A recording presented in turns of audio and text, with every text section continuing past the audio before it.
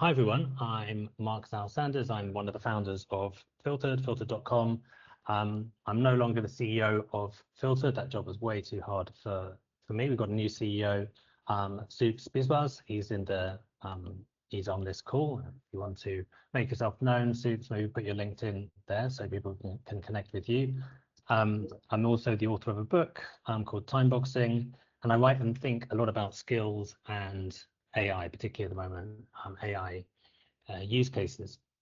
Okay, so why are we here? Well, first of all, we've genuinely been surprised. I know people often say this in webinars, but we've genuinely been surprised at the turnout. We only started opening registrations Wednesday of last week, very late. I mean, probably later than we should have.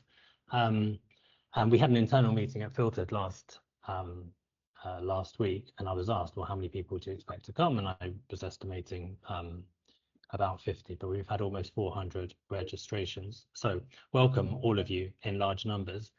Why are there so many people here? Well, AI and skills are two of the two main buzzwords and themes, topics that have been discussed in our industry over the last 2-3 years. I think it's partly that. It's also the draw of two of the largest employers in the world, EY and Microsoft. I think it's also because we all share the big goal of trying to improve the skills of the people in our organizations. And there's a sense that there's something now on the horizon that can change that permanently between AI and some developments at Microsoft, which Annie is going to talk to you about. Okay, just a couple of quick observations for me on the two themes that we're going to be linking here. So first on AI. I mean, it kind of speaks for itself, but and there's so much, probably too much, that is written about, talked about with AI, but I've picked out a few of what I think are the most salient facts that I've come across over recently. So one is that we've got 1 billion or almost 1 billion people using generative AI now. There's 700 million weekly users of ChatGPT, and obviously there are other LLMs as well. It's the biggest investment boom in history. I think by the end of 2027, something like $3 trillion is going into this. There's talk of AGI. People have strong views about that. I actually try and stay away from the stargazing, but if that is true, that obviously has some big implications for what we're doing, both at work and outside of it. So I think the world is changed forever. Even if AI capability doesn't improve from where it is now, there's so much more application and uses that we can find with the level of AI that we've got to. So it's big, but I'm pretty sure you're all convinced of that. And then on skills, why have we talked about skills so much for the last 3 years? I think there's a few reasons. This isn't necessarily an exhaustive list, but I think one of them is talent mobility. At big firms in particular, but there's just much more lateral job movement, project squad-based movements. There's more flexibility. So understanding what someone can do or is more likely to be able to do has become a lot more important. There are skills gaps, talent shortages. That's another factor. And of course, with AI, there's just a lot of there's a lot of change to work and the skills required for work. So clearly our industry has piled into this. Analysts like Josh Bersin, there aren't many analysts like Josh Bersin, but Josh Bersin has talked extensively about skills, and there are many others that have done that too over the last 2-3 years, especially. But skills are also a pain. They're difficult. They're very often not well defined. They are different words are used by different suppliers. Different but very similar words are used by different suppliers and employers. Within an employer, the end-to-end experience from attraction and onboarding to development and offboarding, appraisals as well, is not a seamless experience, but it should be if we really are talking the language of skills. There's other questions as well, like what about tasks? What about levels? What about the fact that some skills are just so different from other skills? For example, if you want to learn how to write Python code, it's just so different from learning how to listen more attentively. I could go on about this, I really could, but I won't. Let's move on. So the point that I want to make here about skills is that if we're using skills as the unit, if that really is the currency, which is one of the ways of putting it that a lot of people are keen on, then we need something which is robust and dynamic and can scale. It's all three of those things: robust, dynamic, and can scale. And I haven't really seen that in the years that I've been close to this, something that is, it's going to work across different companies, large and small. But some very recent developments from Microsoft might just change that. You will hear in detail from Annie in a second after he introduces himself. But first, I want to introduce, I mean, a lot of you know him already anyway, but Simon Brown from EY. EY, as you know, is one of the largest employers on earth, also one of Microsoft's biggest clients. Simon, in particular, is the author of a book about curiosity. A lot of you will know about that. And curiosity is, of course, at the heart of L&D, so the heart of humanity, actually. But Simon, please introduce yourself, and then we'll turn over to Annie, and I'll share some slides. Thanks very much, Mark. And yeah, huge thank you, everyone, for joining us today. So yeah, my role at the moment, Global Learning and Development Lead for EY. As Mark said, we're 400,000 people across 150 countries, and essentially it's skills that is our product, that it's the knowledge and skills of our people that is core, that supports our clients all around the world. So yeah, skills is right at the heart of what we're doing from a learning development perspective, and yeah, excited to have the conversation today with Microsoft as well, that we're working very closely with on the skills agenda. So thanks, Mark. Thanks, Simon. Annie, shall I put your slides on as you introduce yourself? Okay, I'll do that. Yeah. Well, very nice to be here. My name is Annie. I'm a senior product manager with the People Skills team at Microsoft. And I've been in Microsoft for just over 3 years. And it's an interesting time to be in Microsoft right now. I'm really passionate about AI and the future of work and everything that's going on in the world right now. So I'm happy to be presenting about People Skills today. I am presenting on behalf of a really large team of brilliant ML engineers and data scientists who've been working at this product for over 3 years now. And we launched just 3 months back. So it's very new. I would be excited for all of you to try it and give us feedback on where we are going.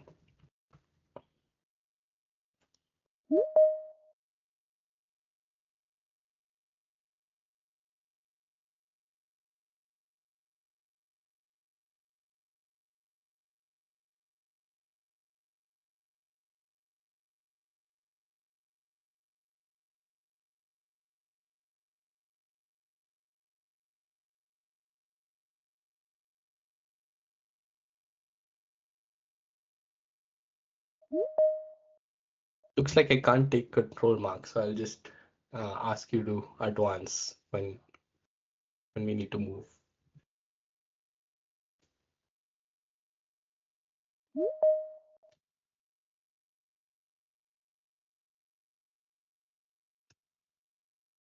All right. So I thought I'd get started a little bit with the historical context of where this product evolved from. So as I said, our team has been working quite hard at this for just over 3 years now. And at that time, the goal was, how can we help organizations become skill-based organizations? I'm sure Simon has a lot more to say on this, but the benefits of having skill data was always very clear, right? You could match people to the right roles, you could do better training, you could do better upskilling. There's a lot of benefits, but the challenge was always, how do we get that skills data? And from what we were hearing from our customers, there were 3 major reasons why they were not able to do this easily. First one was there was a reliance on manual input from employees. Right, so some organizations used to ask their employees to enter their own skills, which is quite a rudimentary method, which is riddled with bias. But even if you're using a more algorithmic model in which skills are being extracted, the data based on which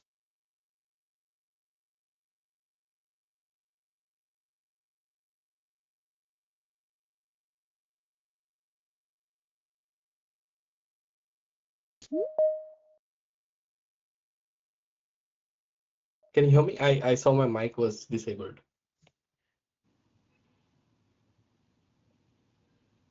I lost you for a second, Danny, but you're back now. So I'm going to go back to the screen and yeah, happy to carry on driving.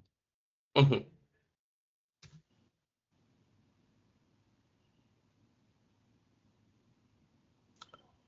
Right. So what I was saying is that there was an over-reliance on manual user input while trying to curate extract skills, because people used to ask employees to input details such as project assignments and what have they been doing really to extract the skills. And this over reliance on manual input often comes with its own challenges, right? Employees are not incentivized to share this data about themselves, and this was a big challenge that organizations were seeing. The second part is, even if you were able to collect all that data, the technology at the time did not support skill extraction very well, right? We struggled a little bit with this ourselves, right? Traditional ML does not understand context very well, so you need to curate the data very well. What I mean by that is, if somebody mentioned something like project management in passing, versus if somebody is really skilled at project management, it wouldn't be able to tell the difference very well. And the third thing is, even if you were able to do this, you would have to do it again and again, right? But what's the point of having skill data that is 2 years old when you're trying to make a decision now, right? So keeping skill data fresh was really challenging. And for all of these reasons, organizations were investing in large number of HR analytics data teams as well as softwares in order to keep the skill data coming and fresh. And that's really the challenge that our team started working on. And we wanted to develop a product that makes this scalable and easy for organizations. If you can move on to the next slide. And then, of course, the big shift happened, I think, in October 2023, where ChatGPT was launched and the new challenge emerged in front of all organizations, that is AI, right? And since the cognitive abilities of AI have really increased exponentially since then, there have been multiple research reports that the workforce will be disrupted or augmented by AI significantly.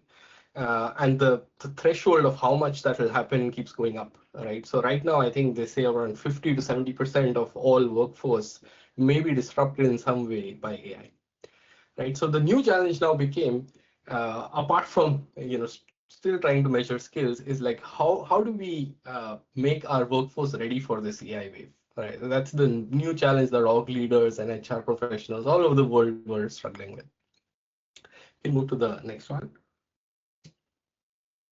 Right, and when I say augment or disrupt, uh, what I mean here is, and of course, nobody knows the future, but the consensus seems to be that there is going to be some aspect of human and AI collaboration, right?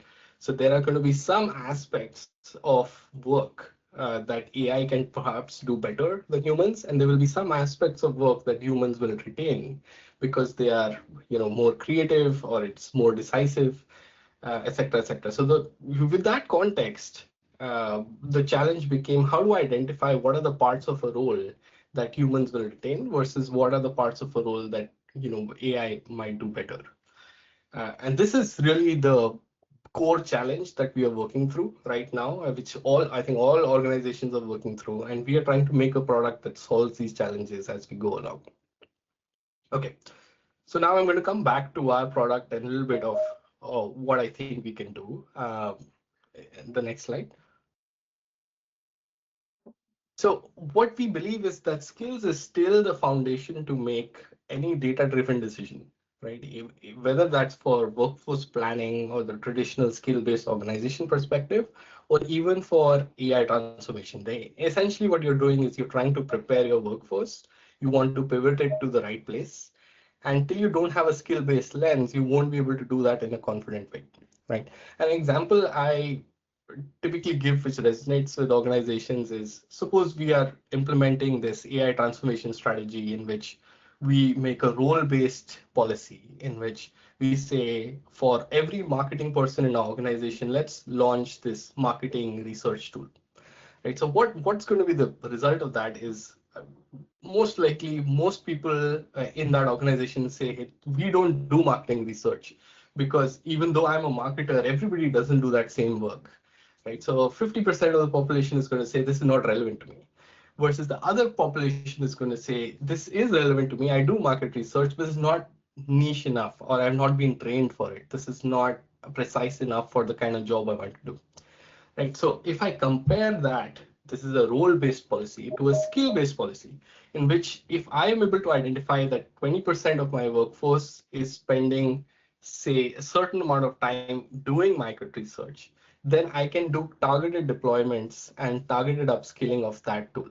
Right. I can say for this group, which spends 20% of my time in market research, you should spend you should now you invest in this market research tool, such as Researcher Agent. And here is a targeted upskilling program or a learning program, which will help you apply that to your job, right? So that becomes much more powerful. And this is just an example to show that if you have the skill data for what people do on a day-to-day, you can do much more targeted upskilling programs. You can do a lot more decisive decision making, which is you can do that with confidence. All right, moving to the next slide. So this is just context. I'm going to introduce our product now. So this is what we're trying to do as People Skills. We want to use AI to understand the skills of your organization quite easily. And we do that with a proprietary LLM model. So we are studying the work activity of all the users in your organization. And we use that and feed it into our AI model to extract what skills they might have, right? So we're doing this advanced AI inferencing, and we are mapping the skills to a skill taxonomy that you get out of the box. The skill taxonomy comes to us with our collaboration with LinkedIn, which, as you know, is a kind of market leader in the space of user-generated skills. So they know what are the most common skills in the market, right? So if we have the work activity and we're able to map those to the actual user skills, we can now start suggesting those in the flow of work, and people can start using them for networking and for organization analysis and planning and for whatnot. I think this makes a lot more sense when I explain it through the context of how it works. So the next slide does that. It's like kind of a breakdown of how our model works. And typically, I know it's a lot of details, but I'll help you understand how this model is working exactly. So what we're doing is we already have a lot of Microsoft Graph data about each employee, right? And that includes the job title, what they do. We have their user activities, such as what documents they are working on, any meetings they're attending, and all of that. Microsoft Graph data, we pass that to our proprietary AI model, and we match it to our out-of-the-box skill taxonomy, which has around 20,000 skills. So as I said, that's the skill taxonomy that you get with the product, and we've got it from our collaboration with LinkedIn. So I just want to caveat here, this is not to do with LinkedIn skills that you do in your own profile, but it's the actual taxonomy that LinkedIn uses, which you are getting out of the box when you use this product. Right, so we are mapping the work activity using AI to your skills. And then we go through this proprietary clustering and ranking mechanism. So we understand what are the skills that are actually relevant to your role and your job. And we, as a benefit of that, we extract user skills, which are now passed into various places in Microsoft. Several of those I think you would be very familiar with, such as the profile card in Outlook, where you can see your own profile, as well as Copilot, where you can manage your own skills as well as see what others' skills are. But at the same time, there are some new applications which could also use this, such as People Companion. I'm not really sure if it's already GA yet, but if it's not, it'll be GA soon, in which you can search for people quickly within your network. All of this is now populated with skills data because this is a data layer that's now available across Microsoft. From the organization point of view, it's also available for things like Copilot Analytics, which is the reporting and dashboarding capabilities within Viva Insights, where you can see how are skills distributed across your org, how their skills gap analysis, and you can also, for a team leader, identify within your team what are the skills that you have, which are the skills that you lack. Couple of things that I'll mention before we move on. Some organizations also have custom skills, right? So there may be some skills that are very unique to that organization. So you can also upload some custom skill library along with the out-of-the-box taxonomy that we offer. And then our system is able to dedupe that, and you can use this combined library for skill inferencing. Okay, so this is a little bit of an introduction of how this product works. I have one more slide here before which we can take a break and perhaps give a chance for people to react or ask questions. And that's some takeaways that we've seen from our preview. So this product is very new. It's been in market for around 3 years. We GA just in June. But before that, we did have a preview period in which we were working with a few select organizations. And based on that, we saw that the precision or accuracy of this model was over 90%.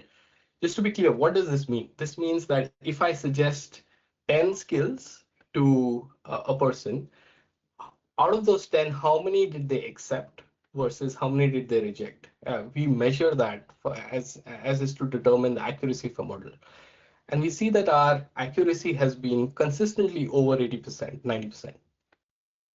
Just take a minute to think what that means. That means that if I, as an employee, don't take any action, and I get a skill profile assigned based on AI only, based on my work activity, I can be reasonably sure that 9 out of the 10 skills are. You'll get it.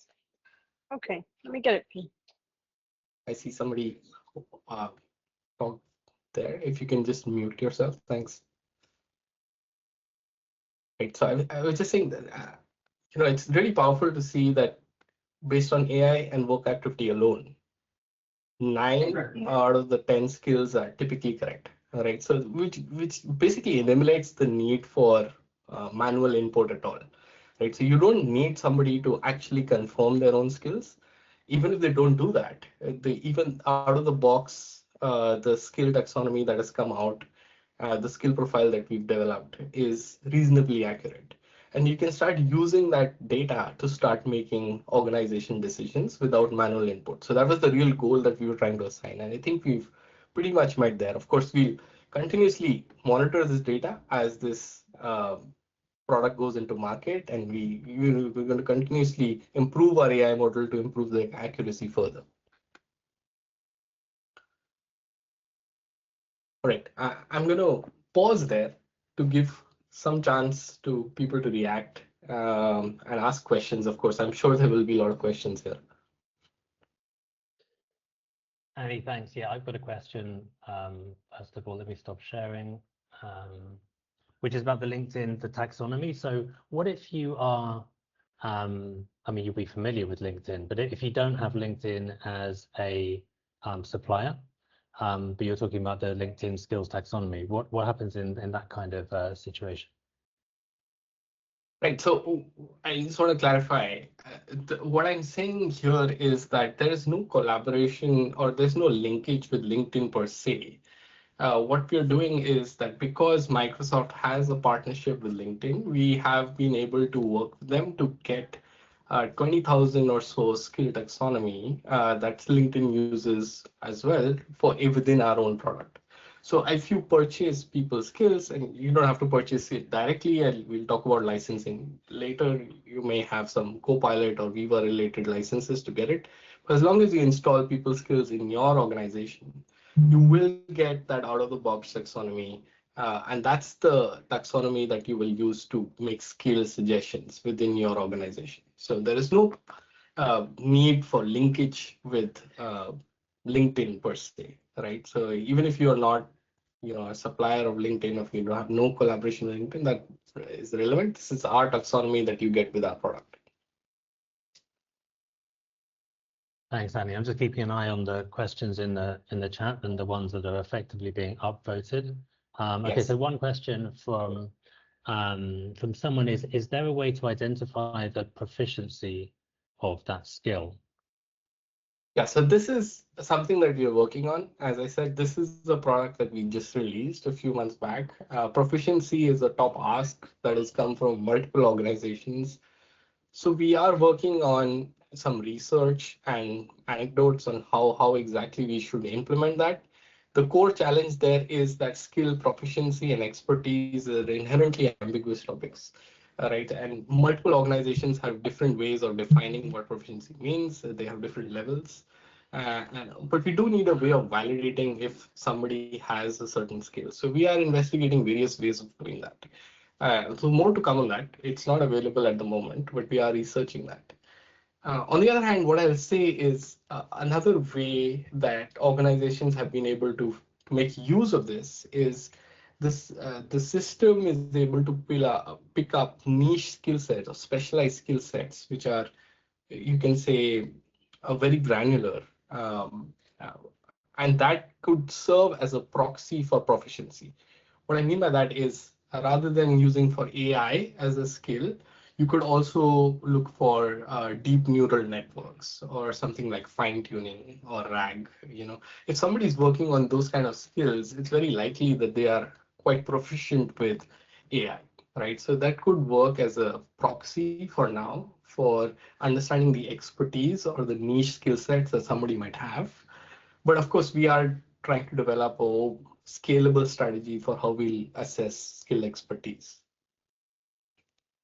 Thanks, Annie. One more in the chat is about the validation of skills, which you touched on the last slide, with the percentage that were accurate. What about if you're actually just using it? So okay, so let's say people feel convinced that it is pretty accurate in general, but as a user, if you're saying, okay, these are the skills that are most relevant to your role and to you, if you disagree with some, what do you do?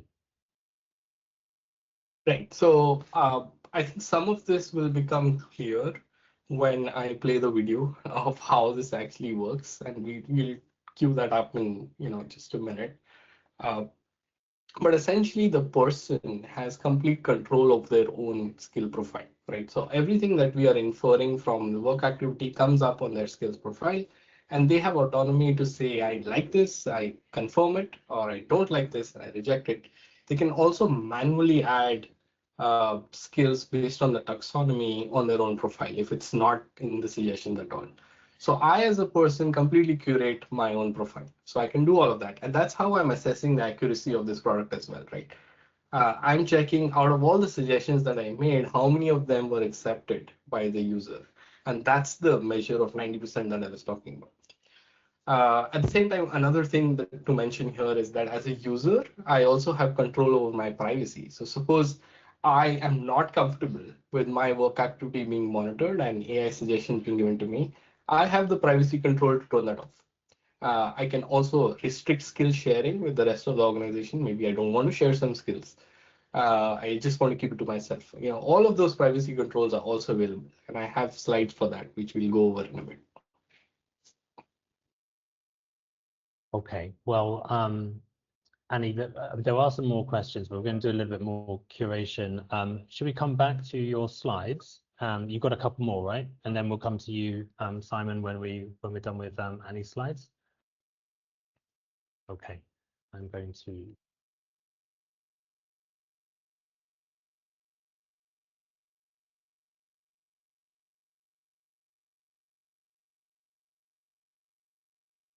So we do have the video now, so make sure you share with sound, Mark, so that we can play that.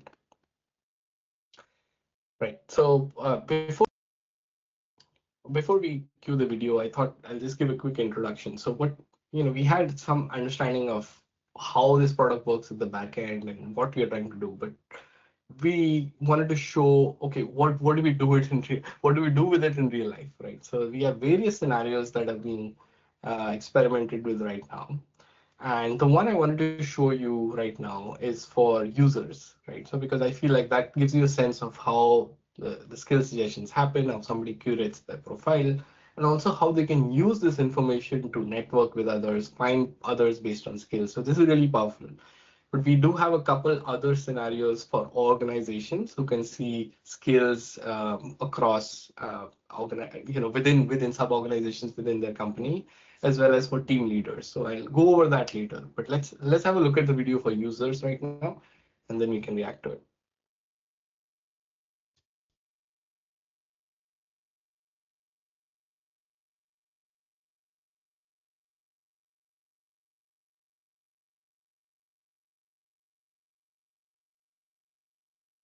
I don't think sound is playing, at least not for me.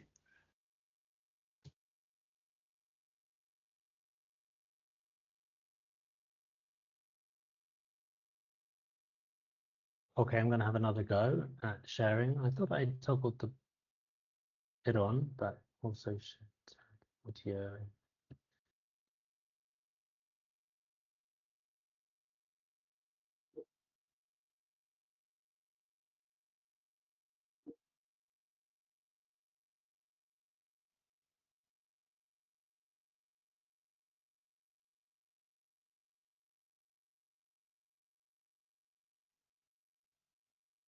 Cameron, an employee who recently joined ReliCloud, is starting a new project and wants to ensure that he is setting up the right access controls. Cameron asks Copilot, "Who can help me with security policy?" Copilot helps Cameron get started easily by returning top matches with more context about the people, including a list of their relevant skills and additional resources to help him find the best contacts and better understand how to engage them. Cameron recognizes Kristen's name, but wants to learn more about her before he reaches out. He asks Copilot, "What other skills does Kristen have?" Copilot returns a list of Kristen's skills to help give him a more complete picture of how she can help. He selects the link on Kristen's name in the response to open her profile card. In Kristen's profile card, Cameron sees more information about Kristen and is excited to see that her skills profile is also here. The profile card is available in many applications across Copilot and Microsoft 365, making it easy to learn more about colleagues. Thinking about Kristen's skills, Cameron realizes he needs to start by investigating the security governance process at ReliCloud. Cameron uses People Companion to quickly see a list of people who are skilled in information security governance. People Companion returns some people Cameron already knows and works with, but he isn't familiar with Jenny. Cameron opens Org Explorer to learn about Jenny's team and sees that he can also learn more about the skills of individuals on that team. Cameron opens his own profile card and is excited to see it's pre-populated for him with AI-generated skills. The People Skills AI Inferencing engine reasons over Cameron's Microsoft 365 work activity to create a personalized skill profile. Those skills are shared with others as skills he might have until he confirms them, making it effortless to always share a current view of his skills. Cameron selects Update Your Profile, where he can confirm the skills he has and dismiss any suggested skills that aren't relevant. He can also search the skills library provided by his company to add additional skills. He selects the Data and Privacy tab to view and manage his AI and sharing settings. Once Cameron confirms his skills, his updates are visible to others in his organization in Copilot and Microsoft 365 experiences. A few weeks pass, and Cameron is starting to work on a new learning plan to help support his career. He opens Viva Learning for a skills-based learning experience. When he selects skills to learn, Cameron sees course recommendations based on his selections. With AI-powered skills across Copilot, Microsoft 365, and Viva, Cameron is better able to connect with others, share his expertise, and grow his strengths.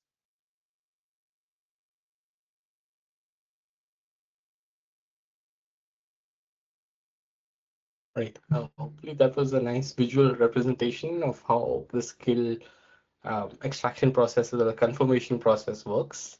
I know we are short on time, so I'm going to quickly run through some of the other scenarios. So this was the one that you just saw. This is for employees. You can quickly find people based on skills. You can get learning recommendations and all of that. For organizations, though, we do have a dedicated report within Viva Insights. It's called the Skill Landscape Report, where you can see how are skills distributed across your organization. And this is really powerful for skill gap analysis. So for example, you can see that the sales team may be lacking a certain skill versus another team, and then you can do targeted upskilling programs as well as some workforce planning programs for those teams specifically. So it gives you a good model of how our skills is distributed. You can also search for skills. We've also built a skill hierarchy of sorts of how how a couple of skills move into the same parent so that you can have this uh, really comprehensive view of how skills are distributed across your organization. The second one is we also have skills for leaders. What I mean by that is a subtle difference. Is for a team leader who wants to see how are skills distributed within their own team. And the difference here is that organizations may not want to know the specific name of a person who has a skill, right? You want to see anonymized data across the organization. Whereas for a team leader, you want to know who in my team knows about a certain skill set, and I can use that for project assignments. I can use that for, a bunch of career-related conversations. So we do offer a co-pilot based experience for team leaders. There's also an agentic experience that is coming soon in which you can use the agent to do this as well. And this is dedicated towards team leads and organization leaders. All of this information, by the way, is available on our adoption site. We have videos for both of these scenarios as well, but we don't have time right now. I'll link to the adoption site in case you're interested and you want to see how all of these work. We have a couple slides on setup, which I don't think we need to go through that, but we could I think we don't as well. Yeah. I think there's going to be plenty more questions in the chat, and we should hear from Simon as well. I want to hear what Simon makes of all of this and his view of AI and skills generally. So Annie, let's give you a break for a few minutes and then and switch over to Simon. Simon, what do you think? Yeah, no, thanks, Mark. So, I mean, for us, this is super exciting. So, it's one of the challenges in taking a skills-based approach is how do you capture the skills in the first place? And at the moment, we've been taking the approach of people either self-certifying those skills or using tools where we can upload a CV, and the CV will use AI to infer the skills, and then the user validates that. That's great. We've used that to get 150,000 people's skills profiles, and that gives us a great set of data. But the opportunity that comes from the people skills piece to be able to essentially flick a switch and have 400,000 people's skills populated overnight is hugely exciting. We're not at the stage yet of turning it on in full, but we're going through a proof of concept to sort of test that out, see how that works, also work through some of the pieces that Annie was just referencing around sort of privacy and other bits. So how do we make sure it's compliant and adheres to all the data privacy and things? But the opportunity of actually, we spend so much of our time in Microsoft, which populates the knowledge graph with a very rich wealth of data about the skills that we have. The opportunity of being able to mine that in order to be able to get that 90% accuracy that Annie describes around skills is huge. And so we see that it could give us a sort of supercharging of our skills approach. And to that, I guess the vision that we have for skills is around how do we go from the sort of front end demand of our business, and with a business like professional services, can be very skills based in terms of this type of projects which require this type of people with these types of skills, and we know from historical projects what that sort of skill mix may look like. We then go through to the skills that people have, currently 150,000 or whatever people's skills mapped in with that level of detail. So that then gives us, this is what we need, this is what we have, gives us a gap. Learning then is a great way to plug that gap. So then, where do we need to upskill people with new skills to be able to support that? Where do we need to reskill people to change that mix of skills? Maybe where do we need to hire people with a different mix of skills? And then we're taking it all the way through to then how we schedule people onto projects. So using that skills data to then more accurately schedule people through that use of skills onto particular projects. So that then gives you the sort of end-to-end of the demand, the supply of skills, how you can change that supply of skills through learning, and then actually through to scheduling. And most of that is now built out. There's a few pieces we sort of need to continue to do, but sort of all the pieces are coming together, and the ability to get a complete enterprise-wide accurate inference of skills can add further levels. And to what Annie referenced around roadmap in due course, if the opportunity is to take that then not just from skill but to proficiency level, and for people to be able to validate that, then that becomes very exciting as well. That would only be one part of, I think, skills determination, because AI skills inference is great, but there will be other things where we need to actually in more detail validate those skills. So there will be things where actually we need to go through more robust certification to say actually you can't work on this project unless you're certified in this system, or unless you've got a particular qualification, etc. So skills inference is just one element of how we would determine skills, using level sets and other pieces to sort of further validate that and give us more detail. But yeah, I think is an exciting way forward. And looking at, I guess, the movement that we see with AI and the demand for new skills with AI and the speed that skills are changing as a result of AI, I think having this level of detail is really exciting. I'll pause there for a moment. Simon, I've got a question for you. This, the whole, that cliche or that phrase that's used quite a lot of the skills-based organization. This is what you're doing, what Microsoft are doing, what we're doing with content moves us in that direction. But do you see it as realistic that, and what do you see as being this sort of skills based organization utopia? What's your view of that, and what's possible in the next, well, whatever time horizon you're thinking of it? Yeah, so it's certainly how we are organizing things, and we see that as the best way to be able to organize to get the right people onto the right projects and be able to make sure that we're building skills at the speed that we need to. So I think what we get with AI is the ability to make that utopia more realistic than maybe it has been in the past. I think to what Annie said around the sort of manual effort in the past to be able to map whether it's skills to people, skills to roles, all of those pieces, I think AI can accelerate that process hugely and reduce a significant part of that workload. So I hope the days that probably many of us have experienced of spending days in workshops with members of the business going through exactly which skill ties to which role and at which level, and having huge debate about is it this one or is it that one. It served a purpose. It helped us get on the start of this journey, but I think with AI we can massively accelerate some of those things so that those conversations are much shorter and much more value added, and then the AI does the heavy lifting then of matching, whether it's the learning to the person through skills, whether it's the person to the role through skills, whether it's helping people plan out their career with skills as the common link. I think there's also an interesting evolution of this that we're starting to explore at the moment, which is as we start to introduce AI agents into the workforce, should we be looking at skills as the lens for AI agents as well? So do you go then through, what's that future demand for skills, and then what of those skills are human provided skills and what of those skills are agent provided skills? And I think that adds another lens into the whole sort of future strategic workforce planning piece of, where are there skills that are uniquely human? Where are there skills that actually AI may need to pick up in the future? And we're starting to analyze through a skills lens around what that impact may be.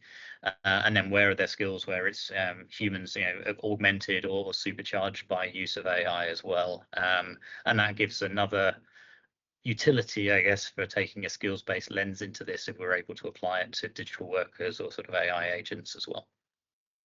Yeah, I think what you said there about skills being the common link, if you think, I should probably have a slide on this, but skills in the middle, and then you've got people that could be described in terms of roles or tasks, what they're doing.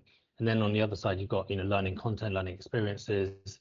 That's, I think, exactly the sense in which skills links both, because you can describe content in terms of skills, you can describe a person in terms of skills, you can describe a task in terms of skills, and a role in terms of skills. But all of that is predicated on having this robust, scalable set of skills, the skills taxonomy that will, dynamically change. This solution from Microsoft may be something that's, well, I'm sure it is relevant to a lot of people that are here. That's why they're here. For our part at Filtered, the role that we play obviously is just with the content side. We don't get involved so much in roles and tasks. We're concerned about linking content to skills, and it's that side of the schematic that you started to describe, Simon. There's a question for you about EY and what you're doing from, I think it's from Neha. What are the roles Yes.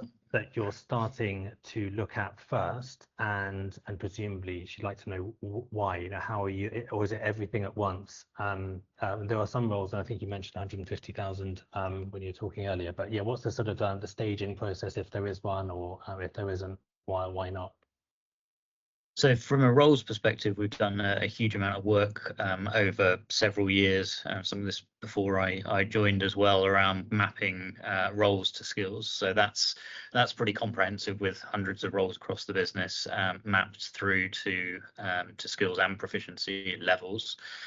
We've then got 150,000+ people who have got people mapped to skills, and all of that to a common taxonomy. And to pick up on another question in there, so from a tech stack perspective, so we use Eightfold for some of our skills work. We have ProFinder, which is a skills-based scheduling tool, and then we have SuccessFactors underneath, and we're piloting Microsoft Viva Learning, as we saw in Annie's demo there, of the linkage through from sort of people skills through to Viva Learning. And a big part of the decision behind that is also then the integration between that and Copilot. And John Turner, who's on the call here, is doing some amazing work partnering with Microsoft around the learning agent within Copilot, how that sort of ties through from Viva, and sort of connecting the dots of maybe what the future of learning will look like in terms of a learning agent supporting us. So yeah, I guess the opportunity now is to bring all of these pieces together. So all of that work around mapping roles to skills, people to skills, we now can sort of connect the dots with all of that and use that for analysis of things like, you know, what will be the impact of AI on roles and skills. Well, if we've got all of the roles mapped to skills, and we can look at which skills will be most impacted through AI, we can start to do the analysis of, you know, what that means in terms of where roles will be augmented, you know, where maybe we need to reskill people, etc., etc. So it provides some very valuable insights around that, and the team's doing some great work in that analysis as we speak at the moment. There's a follow-up, Simon, and I should say, you know, we love working with you and with John on that Viva pilot.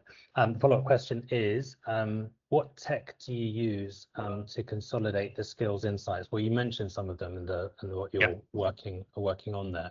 So maybe that's been fully covered. Simon, would you say that has been?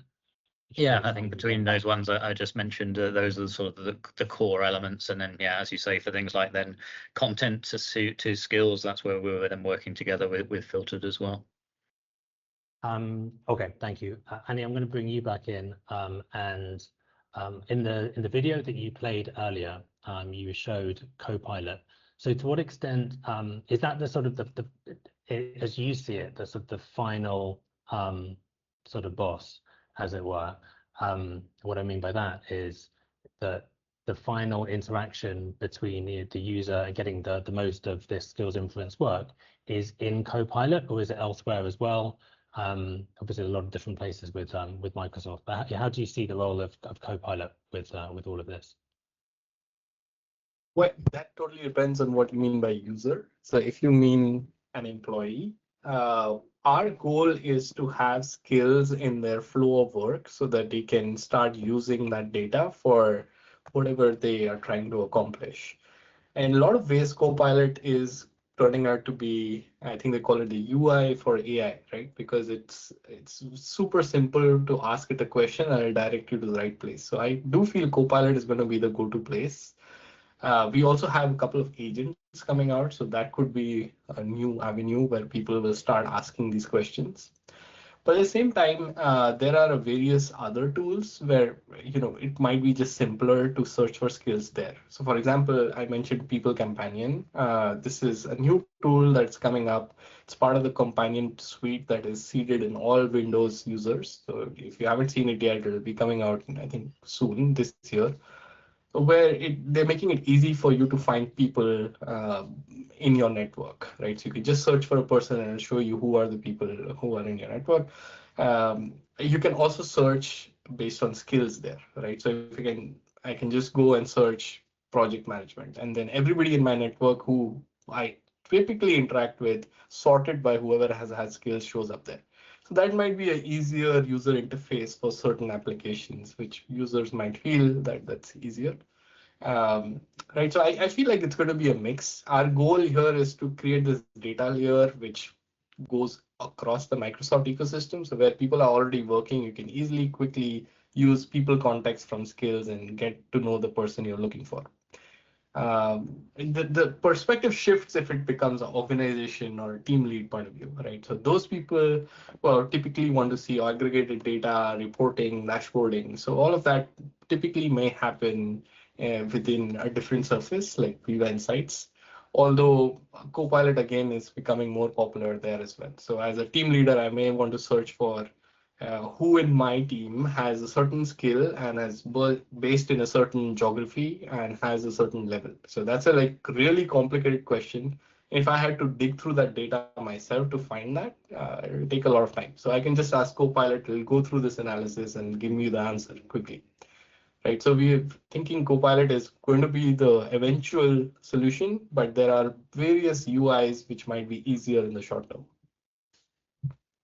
Thanks, Annie. Simon, I'm party to some of the answers to this, but I think it'd be interesting for some people on the call to hear how rolling out of LLMs in general, including but not limited to Copilot, is at EY. Yep.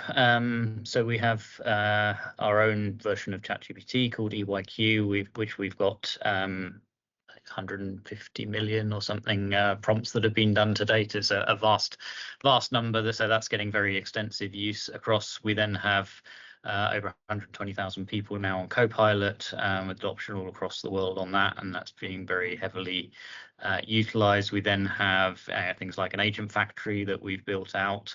We have our AI badges that the team have done an amazing job around, and we're on, I think, coming on for about 100,000 AI badges, which includes things like applied AI, agentic AI, etc. And those are sort of in-depth learning, which then has to be applied in order to earn the badge. So, yeah, extensive use of AI at all levels, from highly complex building out of sophisticated agents through to sort of citizen developer use of Copilot Studio, and then our own EYQ sort of prompting LLM tools, etc. So yeah, every level, I guess, of skills being built out there. Sounds like you're pretty on it and ahead of lots. Annie, I have a question from you. This is from Steve Mugunda. And by the way, anyone that puts a question into the chat, if we don't get to it, we're not going to get to most of them because we've got 2 minutes left. But we will address them and then send out a follow-up which has some of the answers. So if you want to get a question in, get it in, and we will come back to it, and you will be answered. Annie, the question is to do with the data landscape for skills. There's a lot of skills data that's relevant to skills that will be in different pockets of a corporate ecosystem. And although Microsoft has access to a lot of it, it won't have access to all. So to what extent is this an issue and an incomplete picture in some cases, or do you not see it as a big enough issue?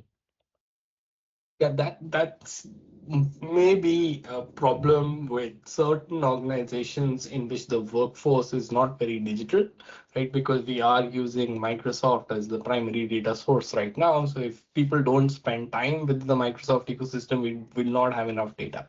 That being said, Microsoft data is pretty sufficient for most Fortune 500 organizations because they are using Outlook, they are using Teams, they are using a lot of documents within Office ecosystem. So it's not been a problem within the digital heavy kind of customers that we typically work with. That being said, there are certain third-party applications that people spend time on that we would ideally like to ingest data from. Some examples that are top of mind are like things like Jira, for example, where people spend time. So we are working on that. That's not available at the moment. Right now, all the skill inferencing is done only from Microsoft Graph data, but we are working in a way to ingest data from third-party sources for more intelligence from there as well. Annie, thank you. And Simon, thank you. We're at time, so we should pause there. I've just put into the chat last call for questions. It was hard to get EY and Microsoft to company, but I'm really glad that we found a date and a time that worked for West Coast as well as Europe. So Simon, Annie, thank you very much. Filter team, thank you very much as well. I'll be around for a few minutes in the chat, but this is the webinar officially closing. Thank you very much for coming.